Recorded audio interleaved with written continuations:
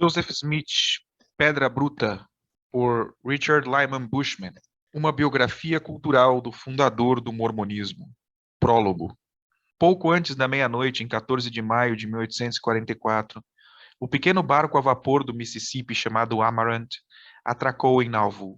2 passageiros, Josiah Quincy Jr. e Charles Francis Adams, decidiram descer à margem. Um companheiro de viagem, Dr. W. G. Goforth, tinha persuadido a dupla de turistas a ficar em Nauvoo e se encontrar com o profeta Mormon, Joseph Smith. Goforth estava lá em busca de votos mormons para Henry Clay, para a próxima eleição presidencial, que aconteceria em 1844. Uma eleição na qual o próprio Joseph Smith era candidato. 2 dias mais tarde, apoiadores carregariam Joseph Smith em seus ombros em uma convenção política em Nauvoo, numa caminhada iluminada por um barril de alcatrão incandescente. Os 2 visitantes conheciam a política. Quincy, um bem-sucedido executivo de ferrovias e filho do presidente da faculdade de Harvard, seria eleito prefeito de Boston no ano seguinte. Adams, filho do ex-presidente John Quincy Adams e membro da legislatura de Massachusetts, tinha uma distinta carreira como estadista e diplomata à sua frente. Não havia carruagem disponível para levar Quincy e Adams para a hospedaria nesta noite escura e chuvosa, mas Goforth gritou da margem, dizendo que encontrara uma cama ali por perto. Os 2 o seguiram até um moinho velho e acabado. Retirando baratas dos cobertores, eles se deitaram em suas roupas de dormir. Durante a noite, a chuva transformou as estradas de Nauvoo em pântanos de lama, mas a notícia de sua chegada os precedeu, e na manhã seguinte, Smith enviou uma carroça para eles, para o local onde o barco havia atracado. Eles desembarcaram na frente de uma casa de 2 andares, com uma cerca branca de estacas, e encontraram um grupo de mormons de aparência rudimentar esperando por eles. Quincy escreveu: preeminente entre os últimos, ao lado da porta, estava de pé um homem de aparência imponente, vestido com as roupas de um artífice carpinteiro quando está perto de seu trabalho. Ele era um camarada afetuoso e atlético, com olhos azuis sobressaindo-se proeminentemente sobre sua tez leve, um nariz comprido, uma testa recuada. Ele vestia calças listradas, uma jaqueta de linho que não via um tanque de lavar roupa há algum tempo, e uma barba que já não era feita havia alguns dias. Sem ficar mal impressionado pelas roupas rudimentares, Quincy enfatizou que um homem de boa aparência é o que um passante murmuraria indistintamente. Este era o fundador da religião que tem sido pregada nos 4 cantos da terra. Procurando por um lugar para conversar, Smith abriu uma porta para um cômodo no térreo e encontrou alguém dormindo. Subindo as escadas, interrompeu o descanso de 3 pessoas que estavam dormindo em uma sala e de outras 2 em outra. Finalmente, encontrando um quarto com apenas uma pessoa dormindo, nosso anfitrião imediatamente se dirigiu à cama e retirou os lençóis que estavam bem sobre a cabeça de seu ocupante. Ele então chamou um homem para fazer uma fogueira e implorou-nos que sentássemos. Quincy e Adams tomaram seu desjejum com Joseph e mais 30 pessoas na comprida cozinha da mansão. Se pudesse, Joseph teria entretido Adams no espaçoso hotel em construção do outro lado da rua, mas ele tinha desistido de trabalhar no Naval House quando a pressão de construir um templo e casas para a população que se espalhava rapidamente provou-se muito grande. Ele tinha construído uma ala em sua própria casa, chamada a Mansão de Nauvoo, e aberto-a como uma pousada. Incapaz de torná-la lucrativa, ele a havia alugado a um hospedeiro e mudado com sua família de 6 pessoas, assim como mais 2 serviçais para 3 dos cômodos. O relato de Quincy sobre sua visita a Nauvoo, publicado no verão anterior à sua morte, em 1882, estava cheio de ceticismo perplexo. Ele hesitou diante das histórias que Joseph lhe contou e sabia que seus leitores achariam as crenças mormons pueris e chocantes. Ainda assim, Smith o impressionou.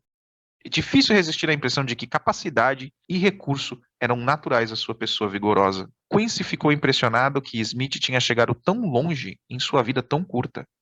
Nascido nos níveis mais baixos da pobreza, sem aprendizado por livros e com o nome mais caseiro de todos os nomes humanos, ele tinha feito de si mesmo, aos 39 anos, um poder sobre a terra. Smith tinha, na verdade, 38 anos. Para Quincy, ele lembrava o congressista de Rhode Island, Elisha R. Potter, um gigante de um homem, cuja perspicácia e inteligência tinham-no impressionado em Washington. Potter, disse Quincy, era um dos homens que carregam ao seu redor uma energia vital a mais para aliviar as necessidades de outros. Quando Quincy encontrou Joseph Smith, ele imediatamente pensou em Potter. Esses dois pareciam investidos com essa faculdade monárquica que direciona, como que por um direito intrínseco, as almas débeis e confusas que procuram por orientação. Uma proposta na plataforma política de Smith chamou a atenção de Quincy. Smith reconheceu a maldição e iniquidade da escravidão, embora ele fosse contra os métodos abolicionistas. Ele propôs pagar pelos escravos com recursos de vendas de terrenos públicos. Assim, respeitando o direito de propriedade, enquanto libertava todos os homens escravizados. Quincy notou que, 11 anos mais tarde, Ralph Waldo Emerson, que misturou tanta astúcia prática com sua nobre filosofia, tenha feito a mesma proposta. Considerando o custo terrível da guerra fratricida, a proposta de Smith e Emerson no julgamento de Quincy era digna de um estadista cristão. Mas se Emerson, o acadêmico aposentado, estava à frente de seu tempo quando advogou esta posição da propriedade pública em 1855, o que direi do líder político e religioso Smith, que se comprometeu em documento impresso, assim como em conversas, ao mesmo caminho em 1844? O que mais deixou Quincy perplexo a respeito de Smith foram os convertidos ao movimento. Por acaso, Quincy encontrou uma carta escrita de um mórmon britânico de Manchester, escrita em um papel de borda dourada e acompanhada de presentes. Um chapéu, um protetor de mão de cetim preto e um broche. Até que aceitasse o mormonismo, o homem tinha sido um cantor de domingo na igreja anglicana. No restante da semana, ele trabalhava em uma loja de chapéus. Quincy citou longas passagens da carta para mostrar que tipo de material bom Smith conseguira puxar para sua rede. Tal pessoa, pensou Quincy, pareceria ser intelectualmente superior para tal miserável delírio. Ainda assim, o homem britânico encontrou a luz que procurava no mormonismo. Para adicionar uma peça mais no quebra-cabeças, quando Quincy escreveu seu artigo 4 décadas mais tarde, a religião de Smith não tinha desaparecido. A morte do profeta não tornou o progresso do mormonismo mais lento. Considerando sua expansão diante de tanta oposição, Quincy especulou que a influência de Smith chegaria ainda mais longe. Não é de maneira alguma improvável que algum livro do futuro, usado por gerações ainda não nascidas, contenha uma questão mais ou menos assim. Que americano histórico do século XIX exerceu a influência mais poderosa sobre os destinos de seus compatriotas. E não é de maneira alguma impossível que na resposta para tal questão esteja escrito Joseph Smith, o profeta mórmon. A hipótese aterrorizou Quincy, mas o sucesso do mormonismo de Joseph Smith não devia ser negado. A educação de Quincy em Boston o tinha tornado inapropriado para entender o lugar de Joseph Smith no panorama religioso do século XIX. Educado como unitarista, Quincy não conseguia entender o desejo por revelação nesta época. Ele não conseguia pegar nenhuma pista na carta do convertido britânico. O homem escreveu a Joseph que ele tinha certeza que você é um homem de Deus e um profeta do Altíssimo, não apenas pelos testemunhos prestados pelos irmãos, mas o próprio Espírito testificou. A frase sobre o Espírito prestar testemunho não estava nas anotações de Quincy. Ele não entendia pessoas que viviam para manifestações espirituais. Essa necessidade foi expressa em uma linguagem mais sofisticada por Ralph Waldo Emerson, colega de classe de Quincy na faculdade de Harvard, na turma de 1821. Em 1838, Emerson advertiu os graduandos da Harvard Divinity School, sua maioria unitários, que eles corriam o risco de perder a visão da religião verdadeira. Emerson se preocupava que homens vieram a falar sobre a revelação como algo que foi dado há muito tempo e acabou, como se Deus estivesse morto. Agora, não era hora de negar a inspiração. É meu dever dizer a vocês que a necessidade de nova revelação nunca foi maior do que agora. Ele pediu a cada graduando que se tornasse um bardo recém-nascido do Espírito Santo. Amigos de Joseph Smith teriam considerado Emerson profético quando ele disse aos graduandos: busco a hora quando aquela beleza suprema que arrebatou as almas daqueles homens orientais, principalmente daqueles hebreus, e através de seus lábios falaram oráculos a todos os tempos, falarão no oeste também. Se Emerson tivesse procurado, teria encontrado milhares de espíritos parentes entre cristãos sem sofisticação, que ansiavam por visões, visitações, sonhos inspirados, revelações e todos os outros derramamentos do Espírito. Esses buscadores eram o eleitorado natural de Joseph. Quincy estava arrebatado demais pela personalidade de Smith para vê-lo como seus seguidores o viam, como um outro Moisés que trouxe notícias do céu.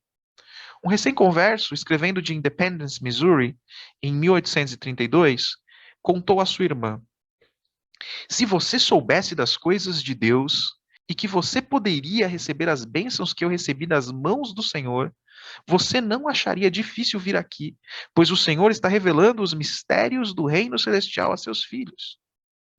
William Clayton, um estudado homem inglês, como o escritor da carta que Quincy lera, foi forçado a trabalhar na fazenda depois de migrar para Nauvoo.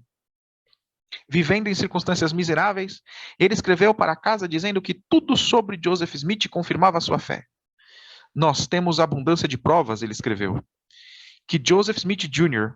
é o que ele alega ser, ou seja, um profeta do Deus Altíssimo, e esta é a obra de Deus, e se espalhará até os confins da terra, e o Senhor reunirá seu povo. Clayton viria a conhecer Joseph melhor mais tarde, quando se tornou seu secretário, mas o amou desde o início. Ontem à noite, um grupo de nós estava na companhia do irmão Joseph. Nossos corações regozijaram-se ao ouvi-lo falar sobre as coisas do reino. Ele é um homem afetuoso e tão familiar quanto qualquer um de nós. Nós sentimos muito amor por ele e você também sentirá. Em seu único dia em Nauvoo, Quincy perdeu a afeição dos Mormons para Joseph Smith. Se ele tivesse tido um lampejo disso, teria apenas aumentado sua confusão. A lealdade e o amor pelo profeta foram o que Quincy menos entendeu. Depois de 40 anos de reflexão, ele ainda estava perplexo. Se o leitor não sabe o que fazer de Joseph Smith, ele escreveu na frase de conclusão de seu artigo, eu não consigo ajudá-lo a sair dessa dificuldade. Eu mesmo me encontro impotente diante desse quebra-cabeças.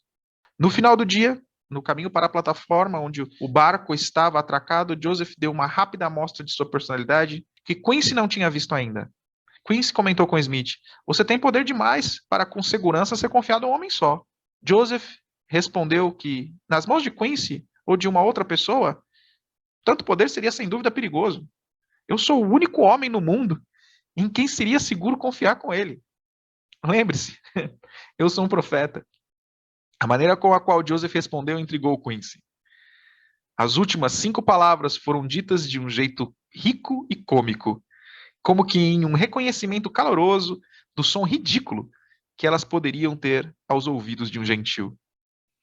Joseph sabia que seu visitante estava deslumbrado e cético, e ainda permanecia inabalável, seguro de si, não importava o que o homem de Boston pensasse.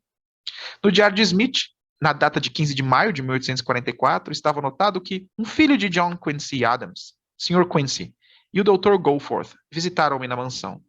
Choveu muito essa manhã.